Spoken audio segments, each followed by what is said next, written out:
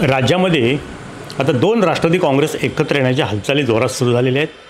शरद पवारांना पण तेच पत्रकार विचारत आहेत, अजितदादांना पण तेच पत्रकार परिषदेमध्ये विचारत आहेत आणि कालच्या 2 दिवसाच्या कार्यक्रमाने दोन्ही काकापुतणे एकत्र दिसतानासुद्धा चर्चा करताना दिसत होते.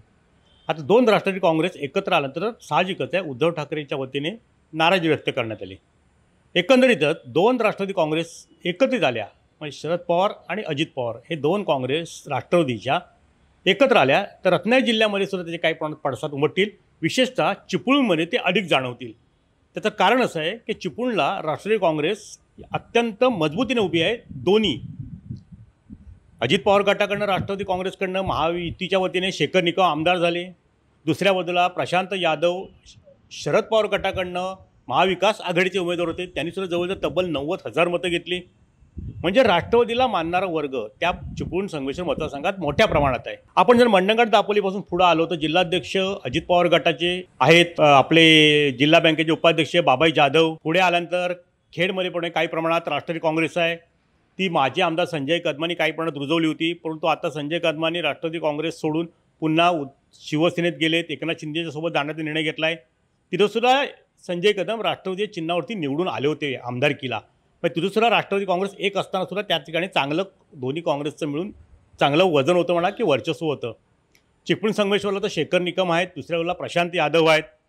रत्नागिरीवर विचार केला तर रत्नागिरीमध्ये बराचसा शरद पवार काँग्रेसला मानणारा वर्ग आहे, पण तो तेवढ्या तुलनेने तेवढा नाही आहे की जे सत्तेच्या जवळ जाईल किंवा काही सत्ता केंद्र मिळवता येतील अशा पद्धतीने तेवढ्या ताकदीचा नाही आहे. कारण इथे उदय सामंतांचं एखादे वर्चस्व आहे, जोडीला भाजप आहे.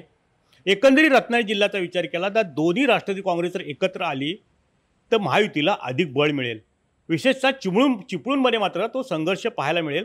कारण तिथे आता रमेश कदम जे शरद पवार गटाचे आहेत ते सुद्धा आता वरच्या राजकीय घडामोडींवरती लक्ष ठेवून आहेत.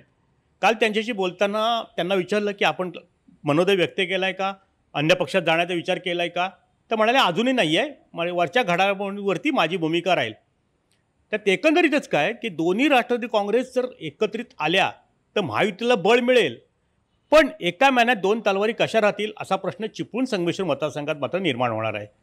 कारण तिथे दोन्ही शेखर निकमसुद्धा तितक्या ताकदीचे आहेत, अजित पवार गटाचे राष्ट्रवादीच्या आणि शरद पवार गटाच्या राष्ट्रवादी काँग्रेसचे प्रशांत यादवसुद्धा आहेत.